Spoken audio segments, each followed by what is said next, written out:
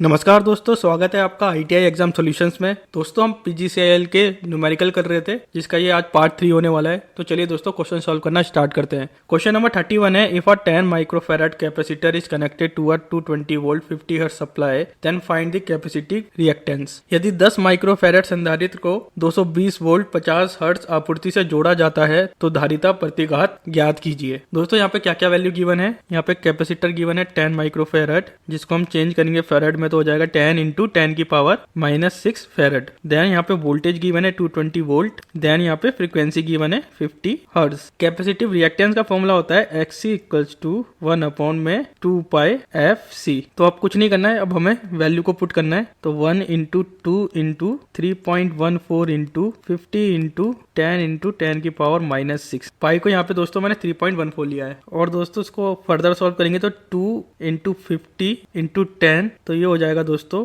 1000 into 3.14 into 10 की power -6। और इसको हम कर सकते हैं दोस्तों 3140 इंटू 10 की पावर -6। जब हम दोस्तों 1 से 3140 को डिवाइड करेंगे तो आएगा 0.0031884 इंटू 10 की पावर 6। अब दोस्तों हम इसको और फर्दर सॉल्व कर सकते हैं। 3 से पहले यहाँ पे कितने जीरो हैं तो हम एक बार देख लेते हैं। 1 2 3 4 5 6। तो हम इसको दोस्तों ऐसा लिख सकते हैं 318.4 अपॉन में 10 की पावर 6 इंटू 10 की पावर 6, क्योंकि हमने यहाँ से पॉइंट को हटा दिया है। तो इससे ये कट जाएगा तो आएगा दोस्तों 318.4 ओम्स। तो दोस्तों इसका राइट आंसर होगा ऑप्शन नंबर ए। क्वेश्चन नंबर 32 है, what will be the time period of a system with a frequency of 60 hertz. 60 hertz की आवृत्ति वाले किसी तंत्र का आवर्त काल क्या होगा। तो हमें फ्रीक्वेंसी निकालनी है और दोस्तों टाइम पीरियड होता है इसमें 1/f। फ्रीक्वेंसी हमें 60 हर्ट्ज दी हुई है, तो टाइम हो जाएगा दोस्तों 1/60। दोस्तों अगर इसको सॉल्व करेंगे तो आएगा 0.017। तो ये वाला पॉइंट हटाते हैं हम, तो ये हो जाएगा दोस्तों 17 इंटू 10 की पावर -3। तो इसको लिख सकते हैं 17 मिली सेकेंड। तो दोस्तों इसका राइट आंसर होगा ऑप्शन नंबर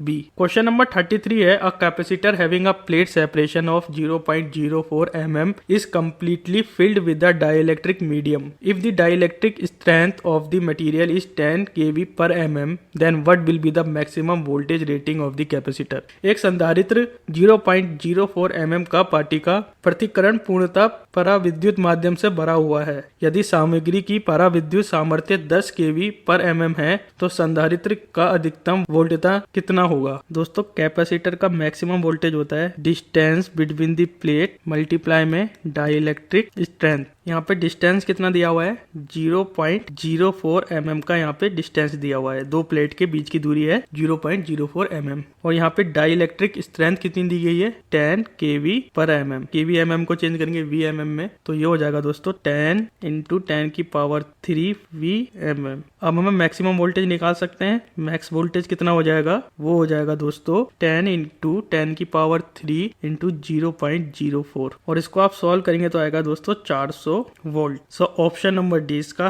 राइट ऑप्शन होगा। ये वाला फॉर्मूला आपको याद रखना है। कैपेसिटर मैक्सिमम वोल्टेज होता है डिस्टेंस बिटवीन प्लेट के बीच की दूरी into dielectric strength. Question number 34 है, the data tabulated for a power system is as follows. Line voltage equals to 11 kV, generated power equals to 558 kilowatt, load power equals to 443 kilowatt, load current equals to 50 ampere. The resistance of the power line connected to it is. विद्युत प्रणाली के लिए सारणीबद्ध data इस प्रकार है। Line voltage 11 kV, उत्पन्न शक्ति 558 किलोवाट, बाहर शक्ति 443 किलोवाट, लोड करंट 50 एम्पेयर। इससे जुड़ी विद्युत लाइन का प्रतिरोध क्या होगा। दोस्तों यहाँ पे जनरेटेड पावर कितनी है, कितनी शक्ति उत्पन्न हुई, वो है 558 किलोवाट। और लोड पावर कितनी है, यानी कि कितनी शक्ति रिसीविंग एंड में पहुंची, वो है 443 किलोवाट। तो टोटल लॉस कितना हो जाएगा, generated power minus load power, यानी कि 558 माइनस 443, तो ये आएगा दोस्तों 115 किलोवाट का टोटल लॉस हुआ। दोस्तों ट्रांसमिशन लाइन लॉस होते हैं I²R,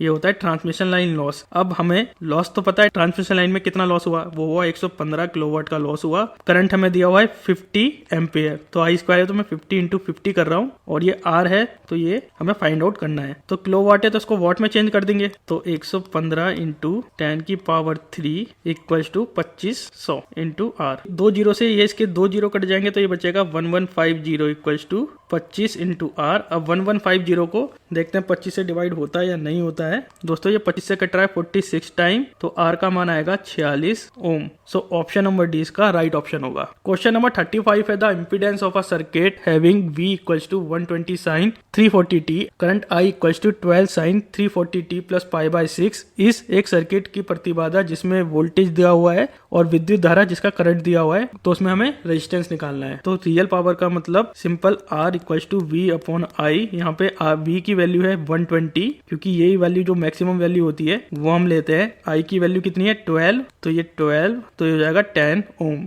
तो ऑप्शन नंबर बी इसका राइट ऑप्शन होगा। इन केस अगर हमें इम्पीडेंस निकालना होता तो ये हो जाता V एंगल θ1 और I एंगल θ2। ये होती है दोस्तों पोलर फॉर्म। तो यहाँ पे कोई एंगल दिया नहीं है, वोल्टेज में कोई एंगल नहीं है, तो ये हो जाता Z इक्वल्स टू 120 एंगल 0। और यहाँ पे दोस्तों π/6 दिया हुआ है, तो पाई का मान होता है 180 डिग्री। इसको 6 से डिवाइड करेंगे तो आएगा 30, यानी कि इसका एंगल 30 डिग्री है। तो ये हो जाता 12 30 डिग्री। अब Z का मान क्या आ जाता, इससे ये करता तो 10, और ये ऊपर जाता, ये एंगल ऊपर जाता तो होता दोस्तों 10 एंगल -30 डिग्री। इन केस अगर हमें इसका इम्पीडेंस निकालना होता तब इसका आंसर होता 10 एंगल -30 डिग्री। फिलहाल हमें केवल इसका रेजिस्टेंस निकालना था, तो हमने सिंपल केवल रेजिस्टिव लोड या मैग्नीट्यूड लिया है, तो मैग्नीट्यूड इसका 10 ओम है। सो ऑप्शन नंबर बी इसका राइट ऑप्शन होगा। क्वेश्चन नंबर 36 है, the current supply by the battery shown below is. नीचे दिखाई गई बैटरी द्वारा आपूर्ति की गई धारा क्या होगी। दोस्तों दो तरीके हैं इसे सॉल्व करने के। मान के चलिए करंट यहाँ से फ्लो हुआ, एक करंट I1 गया यहाँ पे और एक करंट I2 गया यहाँ पे। देन I1 यहाँ पे फ्लो करा और ये वाला करंट I2 इस रेजिस्टेंस से फ्लो करा, यानी कि I1 करंट किस किस जगह पे फ्लो कर रहा है 5 ओम और 5 ओम में, और I2 करंट किस में फ्लो कर रहा है 5 ओम और 20 ओम में। तो इससे पता लग जाता है कि करंट दो भागों में डिवाइड हुआ है। तो इसका जो सर्किट बनता वो कुछ ऐसा बन जाता, ये 5 ओम, ये 20 ओम और एक 5 ओम और दूसरा भी 5 ओम। तो यहाँ पे दो 5 ओम के रेजिस्टेंस होते और यहाँ पे एक 5 ओम और एक 20 ओम का रेजिस्टेंस होता। इससे भी आप निकाल सकते हैं। और एक तरीका और क्या था जो मैंने बताया था कि अगर कोई सीरीज सर्किट है, मान के चलिए ये दो सर्किट लगे हुए हैं और ये एक बैटरी से कनेक्ट है, तो दोस्तों इसका एक सिरा तो एक रेजिस्टेंस के दूसरे सिरे के साथ जुड़ा होगा, और दोस्तों इसका दूसरा सिरा एक बैटरी से या एक करंट सोर्स से या एक गैल्वेनोमीटर से जुड़ा होगा, तो उस केस में ये सीरीज सर्किट माना जाता है। इन केस दोस्तों अगर रेजिस्टेंस का एक सिरा रेजिस्टेंस के दूसरे सिरे के साथ जुड़ा हुआ है और रेजिस्टेंस का दूसरा सिरा भी रेजिस्टेंस के दूसरे सिरे के साथ जुड़ा हुआ है, तो इस केस में ये वाला सर्किट पैरेलल सर्किट माना जाता है। तो आप दोनों तरीके से फाइंड आउट कर सकते हैं। यहाँ तो करंट को आप डिवाइड करके देख लीजिए किस किस जगह पे डिवाइड हो रहा है, नहीं तो आप इस तरीके से भी कर सकते हैं। अब देखिए दोस्तों, ये 5 ओम को लेते तो 5 ओम का एक सिरा तो इस 5 ओम के साथ कनेक्ट है, ठीक है। इसके दूसरे सिरे की बात करते हैं जिसे मैं ग्रीन से मार्क कर रहा हूँ, तो इसका दूसरा सिरा 5 ओम का बैटरी के साथ कनेक्ट है और इस 5 ओम का भी सिरा बैटरी के साथ कनेक्ट है, यानी कि 5 ओम और 5 ओम आपका सीरीज में हुआ। दोस्तों अगर दूसरे वाले में देखेंगे तो 5 ओम का एक सिरा तो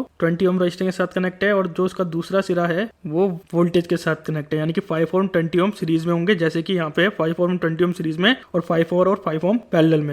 तो दोस्तों इसको आप सॉल्व करते हैं, बहुत सिंपल हो गया। तो दोस्तों यहाँ से करंट गया I, यहाँ पे डिवाइड हुआ I2 और यहाँ पे I3। दोस्तों दो इनकमिंग करंट है, एक आउटगोइंग करंट है, ये आउटगोइंग करंट है, तो ये हो जाएगा KCL के नियम के अनुसार I3 equals to I plus I2। तो दोस्तों ये दो रेजिस्टेंस सीरीज में थे, तो सर्किट को फर्दर सॉल्व करेंगे तो ये आ जाएगा 25, एक रेजिस्टेंस 25 का और यहाँ पे एक रेजिस्टेंस, तो हो जाएगा 25 और ये हो जाएगा 10। यहाँ से I1, I2 and then I3। तो दोस्तों I2 में कितना करंट फ्लो कर रहा है V अपॉन में R, तो ये हो जाएगा V कितना है 10 वोल्ट अपॉन में 25, तो ये हो जाएगा 0.4। और I3 में कितना करंट फ्लो कर रहा है वो हो जाएगा V अपॉन में R, तो 10 अपॉन में 10 तो 1 वोल्ट। तो टोटल करंट कितना फ्लो कर रहा है दोस्तों I equals to I1 plus I2, ये हो जाएगा दोस्तों 1 plus 0.4 which is equals to 1.4 ampere. So option number A इसका राइट ऑप्शन होगा। क्वेश्चन नंबर 37 है, if the air gap power and mechanical develop power of an induction motor are 20 kilowatt and 6 kilowatt then what will be the rotor ohmic losses. यदि एक प्रेरणी motor की वायु अंतराल शक्ति और यांत्रिक विकसित शक्ति 20 किलोवाट और 6 किलोवाट है, तो घूर्णक ओमीय हानि कितनी होगी। दोस्तों एक इंडक्शन मोटर जो मैकेनिकल पावर डेवलप करता है वो होती है दोस्तों PD equals to PG minus PC। PD होता है यहाँ पे मैकेनिकल पावर यानी कि यांत्रिक शक्ति, PG होता है एयर गैप पावर और दोस्तों PC होता है रोटर ओहमिक लॉसेस यानी कि रोटर में कितनी हानि हुई है। तो हमें क्या क्या गिवन है दोस्तों, हमें एयर गैप पावर गिवन है 20 किलोवाट और 6 किलोवाट हमें मैकेनिकल पावर गिवन है। तो मैकेनिकल पावर हो जाएगी दोस्तों 6, एयर गैप पावर हो जाएगी 20, रोटर ओहमिक लॉस हमें निकालना है यानी कि PC हमें निकालना है। तो PC हो जाएगा दोस्तों 20 minus 6 which is equals to 14 kilowatt. So option number D इसका राइट ऑप्शन होगा। क्वेश्चन नंबर 38 है a consumer consumes 600 kilowatt hour per day at a load factor of 0.5 without increasing the maximum demand. If the consumer increase the load factor of 0.8, the consumption of energy in kilowatt hour would be। एक उपभोक्ता 0.5 के load factor पर प्रतिदिन 600 kilowatt our की खपत करता है। अधिकतम मांग में वृद्धि किए बिना यदि उपभोक्ता लोड फैक्टर को 0.8 तक बढ़ा देता है तो किलोवाट आवर में ऊर्जा की खपत कितनी होगी। दोस्तों लोड फैक्टर होता है एवरेज एनर्जी कंज्यूम्ड अपॉन में मैक्सिमम एनर्जी कंज्यूम्ड। तो दोस्तों यहाँ से हम मैक्सिमम एनर्जी निकाल सकते हैं। तो दोस्तों यहाँ से मैक्स एनर्जी कितनी हो जाएगी, वो हो जाएगी average energy upon load factor. तो एवरेज एनर्जी कितनी कंज्यूम कर रहा है 600 किलोवाट और ये एवरेज एनर्जी कंज्यूम कर रहा है और लोड फैक्टर कितना है 0.5। तो एवरेज एनर्जी आ जाएगी दोस्तों 1200 किलोवाट पर आवर। अब इसने क्या बोला है, अगर कंज्यूमर लोड फैक्टर को 0.8 तक बढ़ा देता है तो अब वो एनर्जी की खपत कितनी करेगा। तो हमें अब क्या निकालना है, एवरेज एनर्जी निकालनी है। मैक्सिमम एनर्जी हमें पता है, लोड फैक्टर अब कितना हो जाएगा, now load factor is 0.8। Max energy हम निकाल चुके हैं 1200 किलोवाट आवर। हमें एवरेज एनर्जी को फाइंड आउट करना है। तो एवरेज एनर्जी कितनी आ जाएगी, एवरेज एनर्जी वो हो जाएगी दोस्तों लोड फैक्टर मल्टीप्लाई में मैक्स एनर्जी। तो यहाँ पे लोड फैक्टर कितना दिया हुआ है 0.8, मैक्सिमम एनर्जी कितनी कंज्यूम कर रहे थे 1200 किलोवाट आवर। तो एवरेज एनर्जी कितनी कंज्यूम होगी 960 किलोवाट आवर। सो दोस्तों इसका राइट आंसर होगा option number C. Question number 39 है a magnetic flux of 600 microweber act through a coil of 1500 turns and reverse in 0.5 second. What will be the average value of the induced EMF। 600 microweber का चुंबकीय अभिभाव 1500 वर्तनों वाली एक कुंडली के माध्यम से कार्य करता है और 0.5 सेकंड में उत्क्रमित होता है। प्रेरित विद्युत वाहक बल का औसत मान क्या होगा। दोस्तों EMF जो हमने सबसे पहले क्वेश्चन में करा था उसका फॉर्मूला क्या होता है N d∅ में dt। यहाँ पे N क्या है, नंबर ऑफ टर्न्स जो हमें गिवन है 1500। दोस्तों यहाँ पे d∅ क्या होता है, चेंज इन फ्लक्स। तो फ्लक्स कितना चेंज हुआ, तो फ्लक्स दोस्तों पहले 600 माइक्रोवेवर था और ये दोस्तों हर आधे सेकंड में रिवर्स हो रहा है। तो रिवर्स हो रहा है तो ये हो जाएगा -600। पहले फ्लक्स मान लीजिए पॉजिटिव था, अब क्या फ्लक्स नेगेटिव है। तो चेंज इन फ्लक्स को हम दर्शाते हैं दोस्तों del phi1 minus del phi2 से। ये होता है हमारा चेंज इन फ्लक्स। तो पहले 600 था माइनस, अब ये कितना हो गया -600 हो गया। तो चेंज इन फ्लक्स कितना हुआ, टोटल 1200 माइक्रोवेबर का फ्लक्स चेंज हुआ। और ये कितने समय में चेंज हुआ, 0.5 सेकंड में ये चेंज हुआ। तो EMF निकल जाएगा दोस्तों यहाँ से 1500 टर्न्स थे, चेंज इन फ्लक्स हम निकाल चुके हैं 1200 और ये माइक्रोवेबर में था तो इसको चेंज करेंगे इंटू 10 की पावर -6 और अपॉन में 0.5। तो दोस्तों इसको सॉल्व करेंगे आप तो आएगा 3.6 वोल्ट। सो दोस्तों इसका राइट आंसर होगा option number C. Question number 40 है a 210 volt DC shunt motor draw a 30 ampere current and run at 1200 RPM if the armature and shunt field resistance are 2.5 ohm and 210 ohm respectively, then what will be the shunt field current। एक 210 volt DC shunt motor 30 ampere धारा लेती है और 1200 RPM पर चलती है। यदि armature और शंट क्षेत्र प्रतिरोध क्रमश 2.5 ओम और 210 ओम हो तो शंट क्षेत्र धारा कितनी होगी। दोस्तों ये एक डायग्राम होता है DC शंट मोटर का, जिसमें ये होती है हमारी आर्मेचर, ये हमारा आर्मेचर करंट, ये हमारा फील्ड करंट, ये होती है शंट फील्ड और ये यहाँ से आता है लोड करंट और ये सप्लाई। तो हमें क्या क्या गिवन है, हमें वोल्टेज गिवन है 210 वोल्ट। दोस्तों शंट फील्ड का रेजिस्टेंस गिवन है 210 ओम और आर्मेचर के शंट का रेजिस्टेंस गिवन है 2.5 ओम। तो दोस्तों फील्ड करंट निकल जाएगा, इसे शंट करंट भी बोल सकते हैं। तो वो कितना निकलेगा V अपॉन में RSS है तो वोल्टेज हमें 210 वोल्ट गिवन है, रेजिस्टेंस भी 210 ओम है, तो ये निकल के आ जाएगा दोस्तों 1 एम्पेयर। तो हमें शंट फील्ड करंट को ही निकालना था। सो दोस्तों इसका राइट आंसर होगा ऑप्शन नंबर ए। क्वेश्चन नंबर 41 है, for the circuit given below current through 1 ohm resistance is. नीचे दिए गए सर्किट के लिए 1 ओम प्रतिरोध के माध्यम से धारा क्या होगी। दोस्तों ये जो डायग्राम गिवन है, इस डायग्राम को हम थोड़ा सा मॉडिफाई कर लेते हैं। तो दोस्तों वोल्टेज को हम एक तरफ लिख सकते हैं और रेजिस्टेंस को हम एक तरफ कर सकते हैं। तो इसको मॉडिफाई करेंगे तो डायग्राम कुछ ऐसा बनेगा। तो दोस्तों मॉडिफाई करके डायग्राम कुछ ऐसा बनेगा। अब इसमें एक और चीज कर सकते हैं, दो रेजिस्टेंस है दोनों सीरीज में, इनको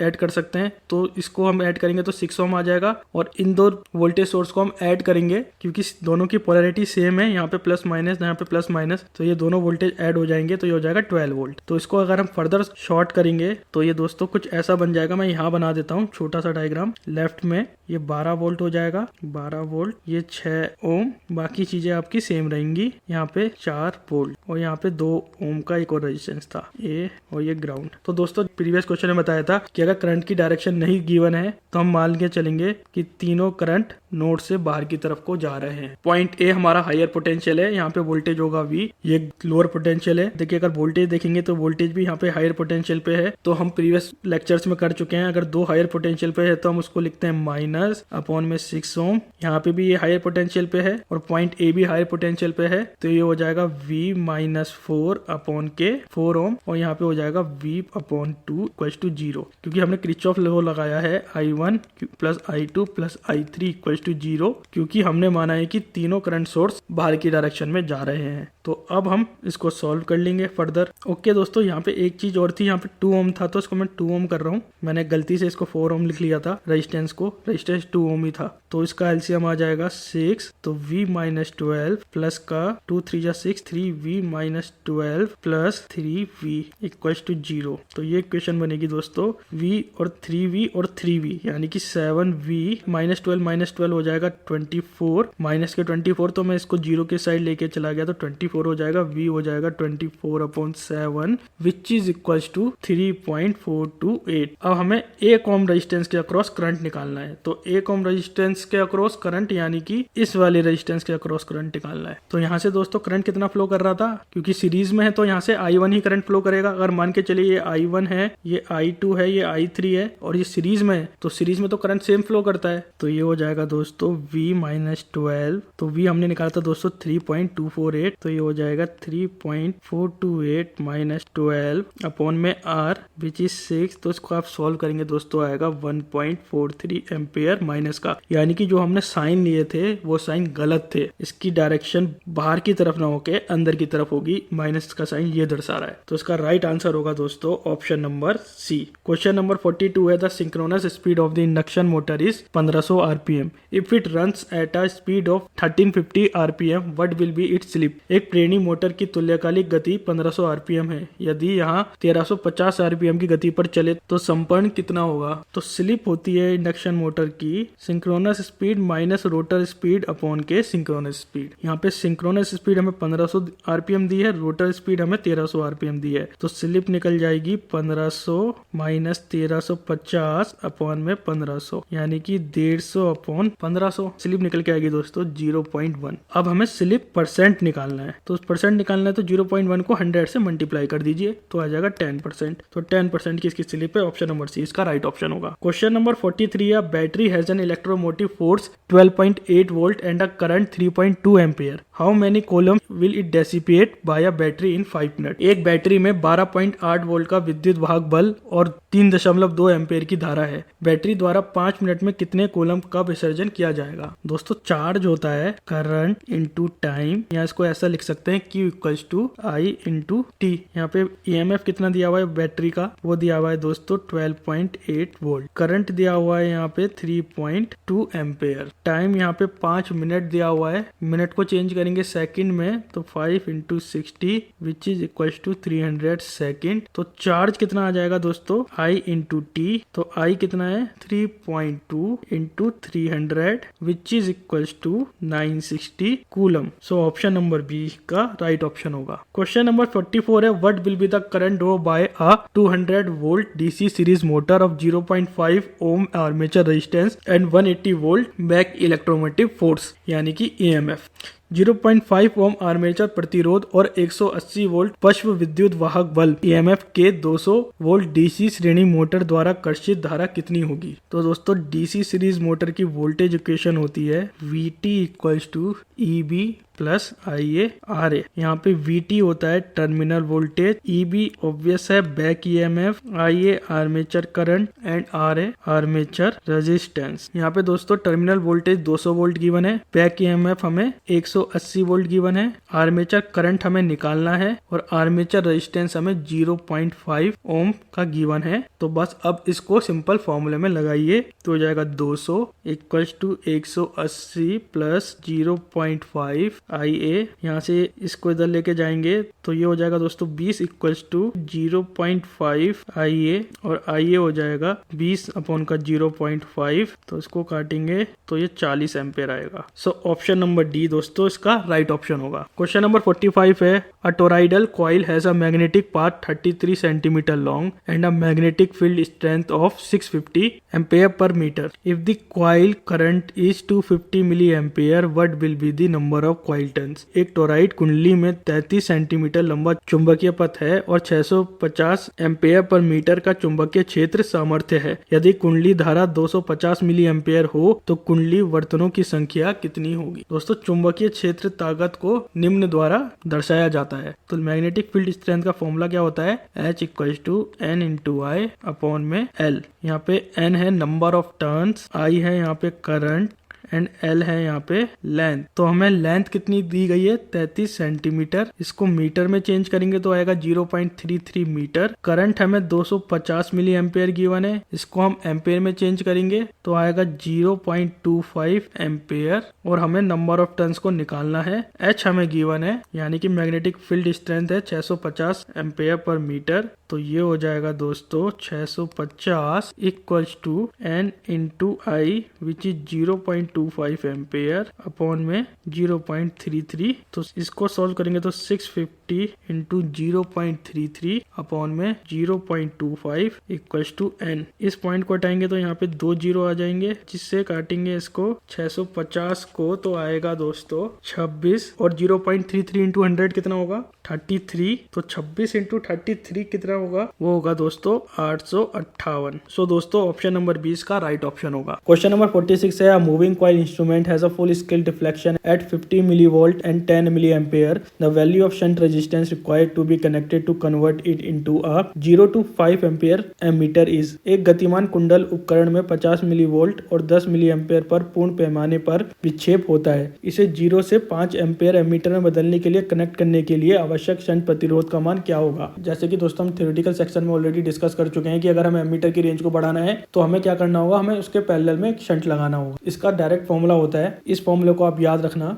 वो होता है RSS equals to RM I upon में IM माइनस 1। यहाँ पे RM होता है internal resistance, RSS obvious shunt resistance होता है, I होता है टोटल करंट एंड IM होता है फुल स्केल डिफ्लेक्शन करंट। तो दोस्तों यहाँ पे क्या क्या मान गिवन है, यहाँ पे full scale deflection voltage given है यानी कि VM गिवन है कितना 50 मिली वोल्ट और यहाँ पे full scale deflection current given है 10 मिली एम्पेयर। और दोस्तों इंटरनल रेजिस्टेंस से मीटर रेजिस्टेंस भी बोला जाता है, तो दोनों में कंफ्यूज मत होना क्योंकि इंटरनल रेजिस्टेंस मीटर का ही हम काउंट करते हैं। तो यहाँ पे इंटरनल रेजिस्टेंस गिवन है क्या, नहीं गिवन है, तो हम RM निकाल सकते हैं VM अपॉन IM से। VM का मान ऑलरेडी गिवन है 50 मिली वोल्ट और IM का मान गिवन है 10 मिली एम्पेयर। क्योंकि दोनों की जो यूनिट है वो मिली में है तो ऑब्वियसली ये तो कट ही जाएंगे, तो ये बचेगा 5। तो ये आएगा दोस्तों RM आएगा आपका 5 ओम। तो दोस्तों हमारे पास सारी वैल्यू आ चुकी हैं, RSS निकल जाएगा, RM है हमारा 5। टोटल करंट कितना गिवन है हमें 0 से 5 एम्पेयर, तो हम मैक्सिमम वैल्यू लेते हैं 5 एम्पेयर का हमें करंट गिवन है, तो ये 5 आ जाएगा।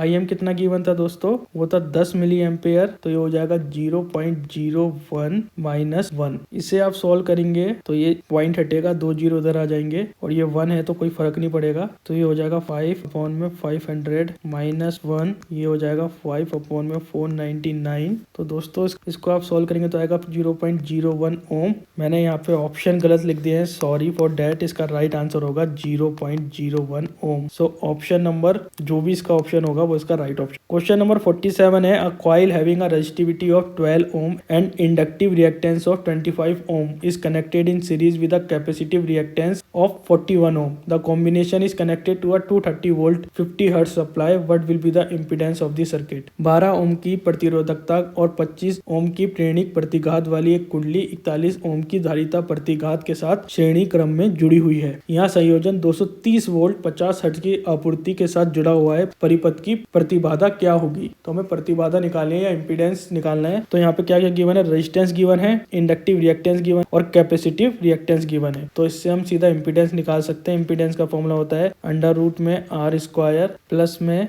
XC माइनस XL का होल स्क्वायर। तो यहाँ पे आर की वैल्यू गिवन है 12 स्क्वायर, XC है 41 माइनस इंडक्टिव रिएक्टेंस है 25 इसका स्क्वायर। तो 12 का स्क्वायर होता है 144 प्लस 41 में से 25 गए तो कितना बचेगा दोस्तों, 16 बचेगा। और 16 का स्क्वायर कितना होता है 256। दोनों को ऐड करेंगे आएगा 400। तो Z निकल के आएगा दोस्तों 400 का अंडर रूट होता है 20 ओम। तो 20 ओम इसका राइट ऑप्शन होगा। ऑप्शन नंबर सी इसका दोस्तों राइट ऑप्शन होगा। क्वेश्चन नंबर 48 है, 500 kVA transformer has 2% reactance. What will be its reactance at 2000 kVA। एक 500 kVA परिणाम मित्र में 2% प्रतिघात है। 2000 kVA पर इसका प्रतिघात कितना होगा। दोस्तों एक रिलेशन होता है, इसको याद रख लेना, relation between new reactance and old reactance of transformer. वो होता है दोस्तों एक्स न्यू, यानी कि न्यू का रिएक्टेंस अपॉन में old reactance equals to new kVA upon में ओल्ड केवीए। तो ये फॉर्मूला है। तो हमें न्यू केवीए यानी कि कितना केवीए गिवन है 2000 दिया हुआ है दोस्तों। तो ये हमारी चेंज वैल्यू यानी कि कितना हमें चेंज करना है, ये आता है न्यू में। तो 2000 केवीए, ये केवीए न्यू में आ गया। और ओल्ड वैल्यू क्या है, वो है 500 केवीए। और ओल्ड रिएक्टेंस क्या है दोस्तों, 2% का ओल्ड रिएक्टेंस है। तो हमें वैल्यू को परसेंटेज में निकालना है, तो उसको चेंज करने की जरूरत ही नहीं है। तो एक्स न्यू आ जाएगा दोस्तों एक्स ओल्ड यानी कि 2 इंटू केवीए न्यू अपॉन में केवीए ओल्ड। तो इससे ये 2 बार कटेगा, 5 4 जा 20। तो एक्स न्यू आएगा 8%। सो ऑप्शन नंबर डी इसका राइट ऑप्शन होगा। क्वेश्चन नंबर 49 है, if a 242 mm long conductor has a force of 0.75 newton and a current of 640 milli ampere then the flux density will be approximately. यदि 242 mm लंबे चालक पर 0.7 Newton का बल और 640 मिली एम्पेयर की धारा है तो अभी वह घनत्व क्या होगा। दोस्तों एक करंट कैरिंग कंडक्टर में फोर्स होता है या बल जो लगता है वो होता है F equals to P into I into L into sine theta.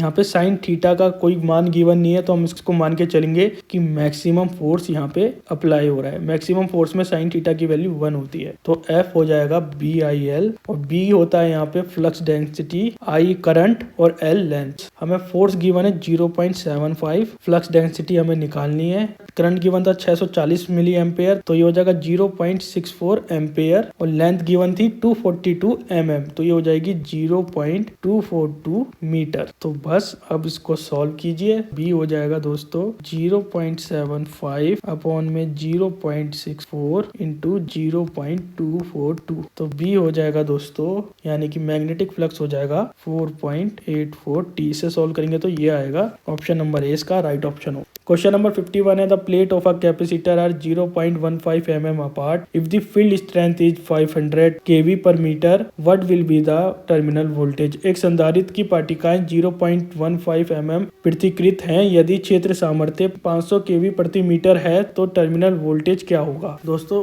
Parallel plate capacitor की इलेक्ट्रिक फील्ड स्ट्रेंथ होती है E equals to V upon में D।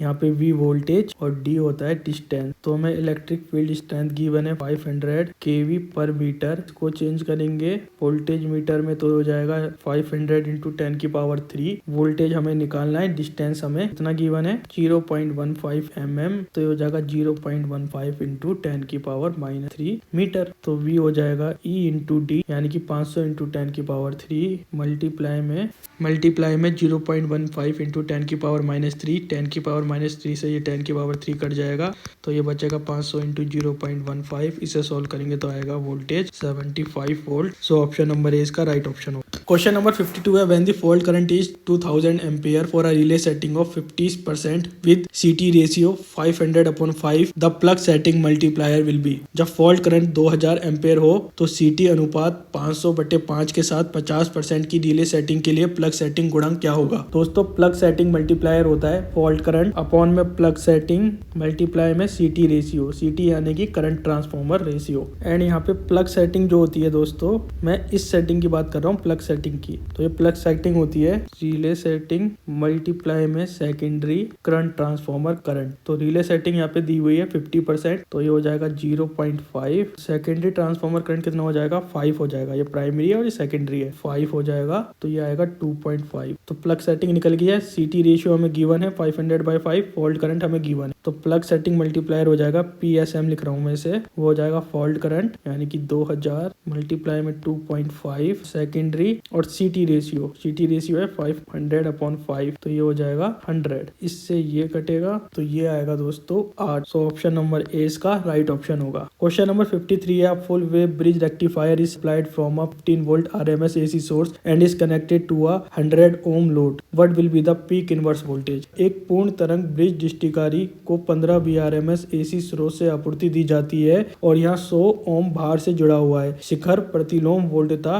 कितनी होगी। दोस्तों फुल वेव ब्रिज रेक्टिफायर की पीक इनवर्स वोल्टेज होती है VM यानी कि मैक्सिमम वोल्टेज, और यहाँ पे हमें क्या दिया हुआ है RMS दिया हुआ है। RMS वोल्टेज कितनी है 15 वोल्ट है। और दोस्तों RMS वोल्टेज क्या होती है मैक्सिमम वोल्टेज बाय √2। तो मैक्सिमम वोल्टेज कितनी हो जाएगी VRMS इंटू में √2। तो RMS वोल्टेज कितनी है 15 इंटू √2। √2 कितना होता है दोस्तों 1.414। इसको सोल्व करेंगे आएगा दोस्तों 21.21 वोल्ट। सो दोस्तों ऑप्शन नंबर डी इसका राइट ऑप्शन। क्वेश्चन नंबर 54 है in a DC shunt generator with 4 poles 20 kilowatt and 180 watt wave winding the current in each parallel path will be. एक 4 ध्रुव 20 किलोवाट 180 वोल्ट वेव वाइंडिंग वाली DC shunt generator में प्रत्येक समांतर पथ में धारा क्या होगी। दोस्तों वेव वार्म जनरेटर में नंबर ऑफ पैरेलल पाथ होते हैं हमेशा 2 के बराबर। वहीं लैप वाउंड की बात करें तो उसमें पैरेलल पाथ होते हैं पोल के बराबर। जितने पोल होंगे उतने पैरेलल पाथ, पर वेव वाउंड में पैरेलल पाथ 2 होते हैं। तो हर एक पैरेलल पाथ में कितना करंट फ्लो करेगा, वो करेगा I/2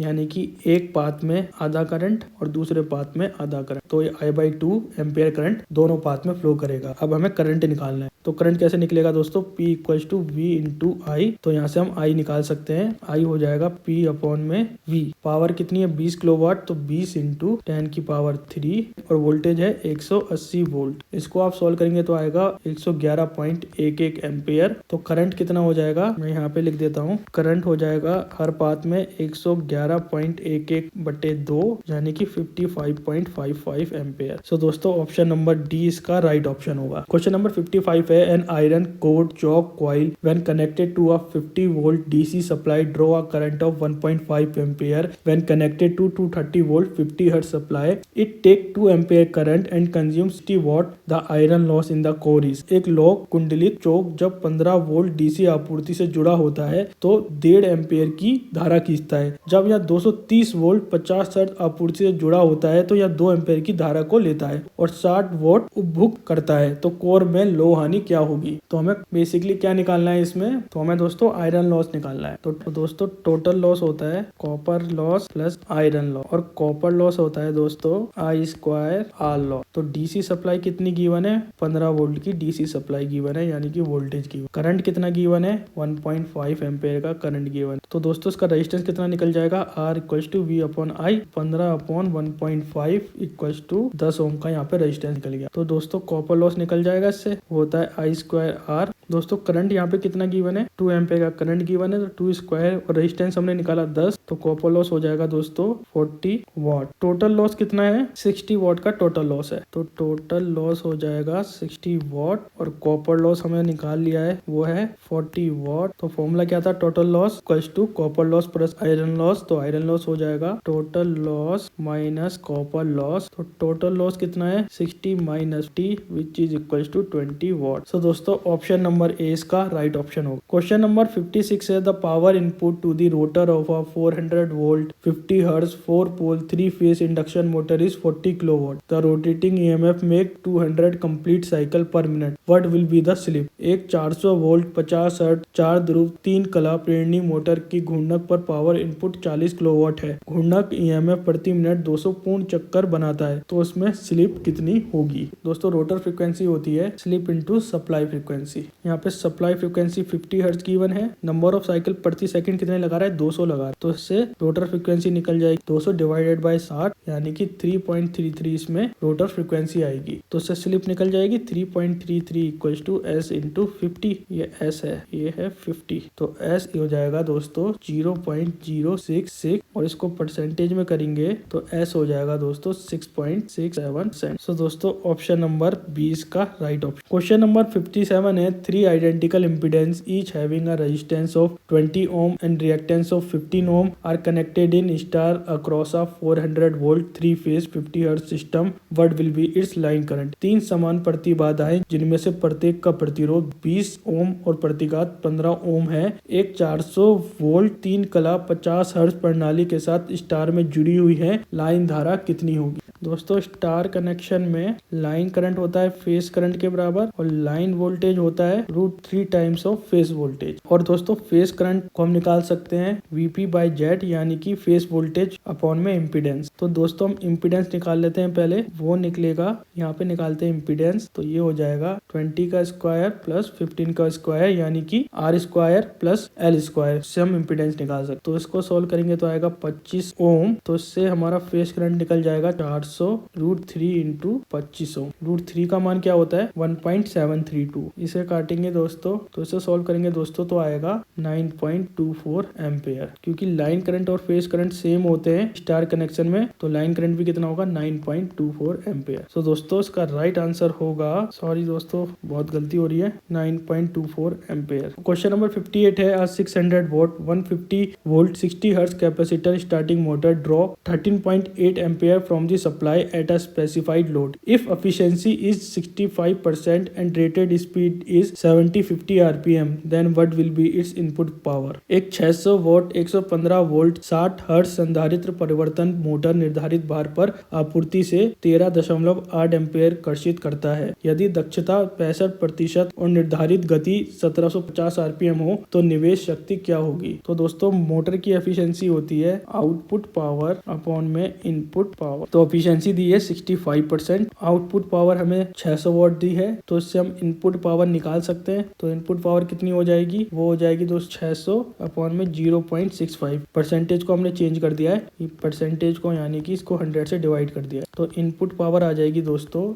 923.1 वॉट। तो दोस्तों ऑप्शन नंबर ए इसका राइट ऑप्शन होगा। क्वेश्चन नंबर 59 है 50 hertz current of zero reference has an average value of 45 ampere. Its instantaneous value at an angle of 30 degrees. शून्य संदर्भ की एक 50 हर्ट्ज धारा का औसत मान 45 एम्पेयर है, तो 30% के कोण पर इसकी तत्कालिक मान क्या होगा। दोस्तों अल्टरनेटिंग करंट की इक्वेशन होती है I = IM sin omega t।